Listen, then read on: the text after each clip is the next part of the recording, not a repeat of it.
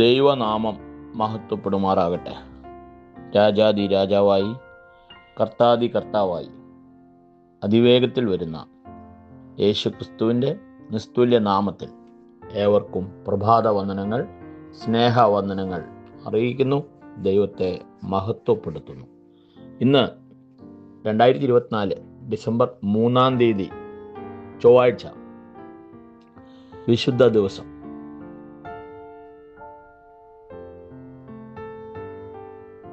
നിന്റെ ദൈവമായ യഹോവ നീ പോകുന്നിടത്തൊക്കെയും നിന്നോട് കൂടെ ഉള്ളതുകൊണ്ട് ഉറപ്പും ധൈര്യവും ഉള്ളവൻ ആയിരിക്കാം.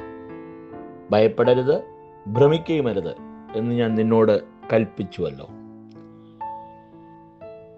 ഈ വാക്യം കേൾക്കുമ്പോൾ, ഓർക്കുമ്പോൾ, ധ്യാനിക്കുമ്പോൾ ഒരു സുഖമുണ്ട്.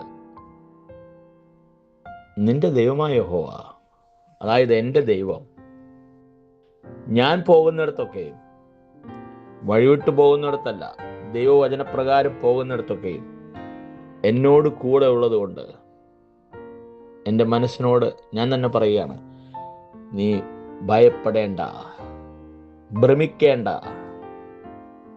കാരണം സർവശക്തനായവൻ നിന്റെ കൂടെ നടക്കുന്നു, നിന്നോട് കൂടെ ഇരിക്കുന്നു, നിന്റെ കാര്യങ്ങളിൽ ഏർപ്പെടുന്നു, നിന്റെ വേദനയെ പങ്കുവെക്കുന്നു. എല്ലാത്തിലും നിന്നോട് കൂടെയുണ്ട്.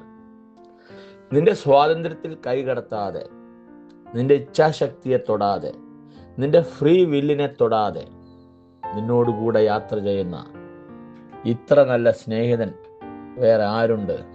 അതുകൊണ്ട് ഇന്ന് പ്രഭാതത്തിൽ ദൈവത്തെ നമുക്ക് നന്ദി നിറഞ്ഞ ഹൃദയത്തോടെ മഹത്വപ്പെടുത്താം.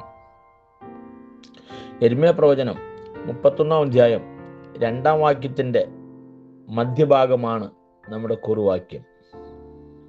അതിങ്ങനെയാണ്: മരുഭൂമിയിൽ കൃപ കണ്ടെത്തി, ഫൗണ്ട് ഗ്രേസ് ഇൻ വിൽഡർനെസ് എന്നൊക്കെ പറയാം. ഫൗണ്ട് ഗ്രേസ് ഇൻ വിൽഡർനെസ്, മരുഭൂമിയിൽ കൃപ കണ്ടെത്തി. ഞാനും നിങ്ങളും മരുഭൂമിയിൽ കൃപ കണ്ടെത്തിയവരാണ്. എന്തായിരുന്നു നമ്മുടെ അവസ്ഥ എന്ന് അവിടെ എഴുതിയിട്ടുണ്ട്. വാളിന് തെറ്റി ശേഷിച്ചവർ. വാളിന് തെറ്റി ശേഷിച്ച ജനം. നമ്മൾ ഒന്ന് ചിന്തിക്കണം, ഒന്ന് പിന്നിലേക്ക് ചിന്തിക്കണം. നമ്മൾ ഓർമ്മ വെച്ച നാളിലേക്ക് പോകണം. അന്നുണ്ടായിരുന്ന എത്രയോ പേർ നല്ല രീതിയിലും കാലസമ്പൂർണതയിലും അല്ലാതെയും ഈ ലോകം വിട്ട് കടന്നു പോയിട്ടുണ്ട്. നാമും എന്ന ചിന്തയിലാണ് ഇപ്പോൾ ആയിരിക്കുന്നത്. ഏത് സമയത്തും നമ്മുടെ ജീവിതത്തിലും ഇത് സംഭവിക്കാം. ലോകത്തിൻ്റെ തിരശ്ശീല വീഴാം, സ്വർഗീയ കവാടം നമുക്ക് വേണ്ടി തുറക്കാം. എന്നാൽ മരുഭൂമിയിൽ കൃപ കണ്ടെത്തി. പലപ്പോഴും അടിയൻ ചിന്തിച്ചിട്ടുള്ളൊരു കാര്യം, യേശുക്രിസ്തു മാത്രമാണ് കർത്താവെന്ന്, യേശുക്രിസ്തു മാത്രമാണ് രക്ഷിതാവെന്ന് പറയാൻ നമുക്ക് സാധിച്ചത് ഈ മരുഭൂമിയിലെ കൃപയാണ്. അനേകർ പല കാര്യങ്ങൾ ചിന്തിച്ച് അസ്വസ്ഥരായി, അല്ലെങ്കിൽ അവർ പറയുന്നൊക്കെ ആണ് എന്നൊക്കെ ശരിയെന്ന് കരുതുന്ന ആരെയും നമുക്ക് നിഷേധിക്കാനാവില്ല. പക്ഷേ യഥാർത്ഥത്തിൽ യേശു പറഞ്ഞു, ഞാൻ തന്നെയാണ് വഴി, ഞാൻ തന്നെയാണ് സത്യം, ഞാൻ തന്നെയാണ് ജീവൻ.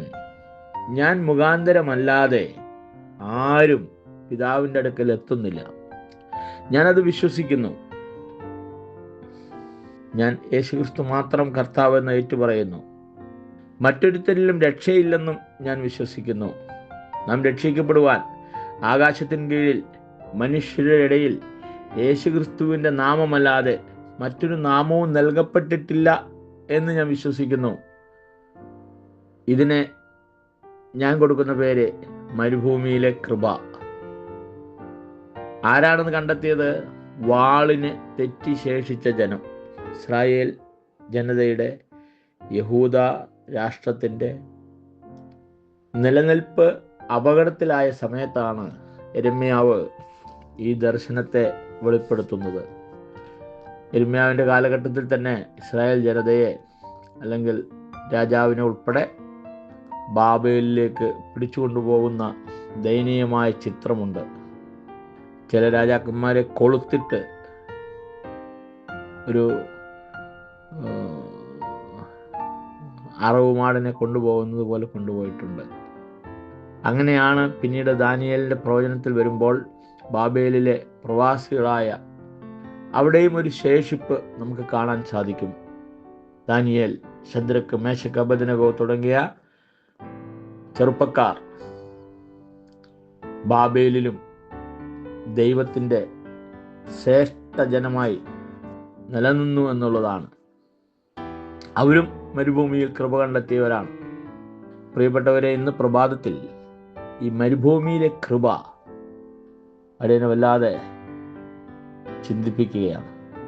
എൻ്റെ ചിന്താശക്തിയുടെ കടുപ്പമൊന്നും അല്ല ഇവിടെ വിഷയം. പക്ഷേ ചെറുപ്രായം മുതൽ വളർന്നു വന്ന വഴികളിലൂടെ നോക്കുമ്പോൾ എവിടെയൊക്കെയോ തട്ടി വീഴാമായിരുന്നു, എവിടെയൊക്കെ അവസാനിക്കാമായിരുന്നു. അങ്ങനെ അനേകം കാര്യങ്ങളുണ്ടായിട്ടുണ്ട്. എൻ്റെ ജീവിതത്തിൽ മാത്രമല്ല, നിങ്ങളുടെയൊക്കെ ജീവിതത്തിൽ ഉണ്ടായിട്ടുണ്ടാകും.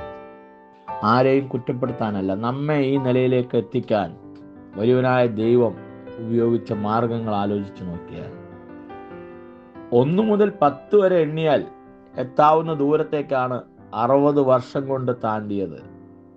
ഇതുതന്നെയാണ് എല്ലാവരുടെയും കാര്യം. 40 ദിവസം കൊണ്ട് നടക്കാവുന്ന ദൂരം ഇല്ല, അത്രയില്ല. അത്രയും ദൂരമാണ് 40 വർഷം കൊണ്ട് ഇസ്രായേൽ ജനത നടന്നു തീർത്തത് കനാനിലേക്ക് എന്ന് ചരിത്രം പറയുന്നു. ഇത് നാം വായിക്കുമ്പോൾ, ധ്യാനിക്കുമ്പോൾ നാം മരുഭൂമിയിൽ കൃപ കണ്ടെത്തിയവരാണ് എന്ന് മറന്നു പോകരുത്. വെറുതെ വായിക്കുകയല്ല, ദൈവമേ ഞാൻ എന്തുള്ളൂ, ഇത് വായിക്കാൻ ഞാൻ എന്തുള്ളൂ, ഇത് ഓർക്കാൻ ഞാൻ എന്തുള്ളൂ, അങ്ങയുടെ മഹത്വത്തിൻ്റെ വലിപ്പത്തിൻ്റെ മഹത്വം ഓർത്താൽ ഞാൻ എന്തുള്ളൂ. ഈ ചിന്ത ചില സമയത്ത് ദാവീദിനുണ്ടായിരുന്നു. ചില സമയത്തെന്ന് പറയുമ്പോൾ ഇത്രയൊക്കെ അറിഞ്ഞിട്ടും ദാവീദ് പിന്മാറിപ്പോയത് കൊണ്ടാണ് ചില സമയത്തുണ്ടായിരുന്നു എന്ന് പറഞ്ഞത്. ദൈവത്തിൻ്റെ മഹത്വത്തെ വർണ്ണിക്കുവാൻ ദാവീദിനോളം സമയം കണ്ടെത്തിയ ഒരു രാജാവില്ല എന്ന് പറയാം. എന്നാൽ അങ്ങനെ ജീവിച്ച ദാവീദിൻ്റെയും ജീവിതത്തിൽ ദൈവത്തെ വേദനിപ്പിക്കുന്ന അനുഭവങ്ങളുണ്ടായി. നമ്മുടെ ജീവിതത്തിൽ ഇതിനേക്കാൾ എത്രയോ ഉണ്ടായി. എന്നിട്ടും still we are living with God. നാം ഇപ്പോഴും ദൈവത്തോടു കൂടെ ജീവിക്കുകയാണ്, ദൈവം എന്നോടുകൂടെ ജീവിക്കുകയാണ്. ഇങ്ങനെയൊക്കെ ആയിട്ടും അതുകൊണ്ട് നമ്മുടെ ജീവിതത്തിലെ വീഴ്ചകളെയും താഴ്ചകളെയും ഓർത്ത് പരിതപിക്കാതെ ഇന്നലെ നാം ഓർത്തതുപോലെ യേശുക്രിസ്തുവിൽ, യേശുവിൻ്റെ രക്തത്താൽ നമ്മെ സമീപസ്ഥരാക്കി തീർത്ത ദൈവം, ദൂരസ്ഥരായിരുന്ന നമ്മെ സമീപസ്ഥരാക്കി തീർത്ത ദൈവം, ഇവിടെയും നാം വായിക്കുമ്പോൾ എഴുതിയിരിക്കുകയാണ്, യഹോവ ഇപ്രകാരം അരുളി ചെയ്യുന്നു, വാളിന് തെറ്റിശേഷിച്ച ജനം മരുഭൂമിയിൽ കൃപ കണ്ടെത്തി.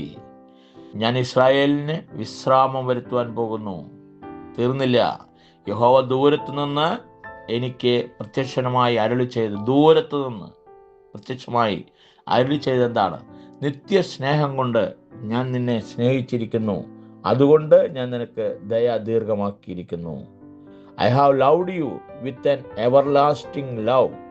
Therefore I have continued my faithfulness to you. ഇത്രയുള്ള കാര്യം. നമ്മുടെ ജീവിതത്തിൽ നാം നിലനിൽക്കുന്നതിൻ്റെ കാരണം അവിടുന്ന് നമുക്ക് ദയ ദീർഘമാക്കി. മാത്രമല്ല, നിത്യസ്നേഹം കൊണ്ട് അവിടുന്ന് നമ്മെ സ്നേഹിച്ചു. ദൈവത്തിന് സ്തോത്രം.